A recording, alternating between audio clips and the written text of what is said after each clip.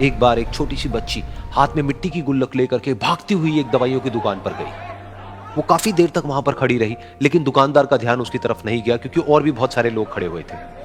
उसने दुकानदार को कई बार बुलाया, लेकिन वहां पर भीड़ इतनी थी कि दुकानदार का ध्यान उसकी तरफ गया ही नहीं। और फिर उस बच्ची को थोड़ा सा गुस्सा आया तो उसने अपनी मिट्टी की गुल्लक लेकर के वहीं काउंटर पर जोर से रख दी, जिसके बाद में जो दुकानदार था और जितने भी लोग खड़े थे वो सब उस बच्ची की तरफ देखने लग गए। और फिर उस दुकानदार ने उस बच्ची से पूछा, बेटे आपको क्या चाहिए?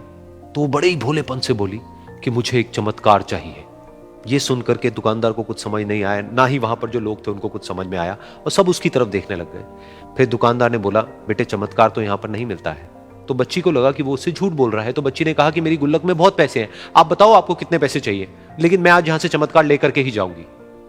तो वहीं काउंटर पे एक और आदमी खड़ा था, उसने उस बच्ची से पूछा कि बेटे क्यों चाहिए तुमको चमत्कार?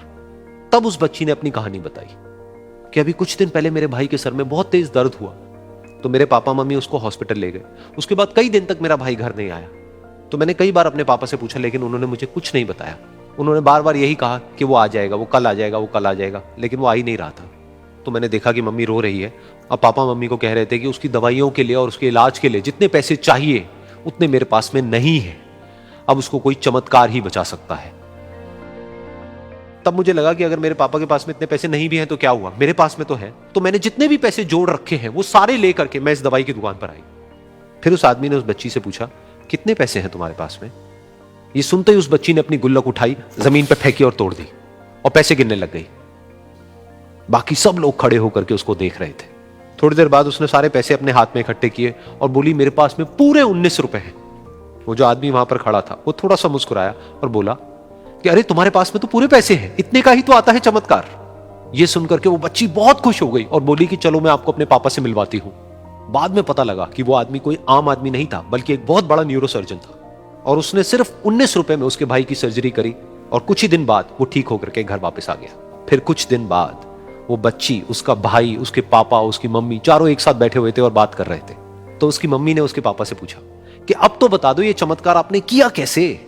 तो उन्होंने अपनी बेटी की तरफ देखा और बोले, ये चमत्कार मैंने नहीं, इसने किया है।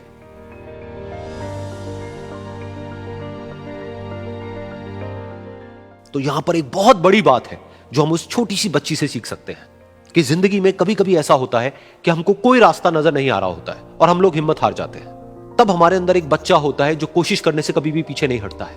वो हार मानने को तैयार नहीं होता है क्योंकि उसको ना शब्द समझ नहीं आता है। वो बच्चा जिसके लिए कुछ भी नामुमकिन नहीं है, क्योंकि वो हर हाल में कोशिश करता ही रहता है।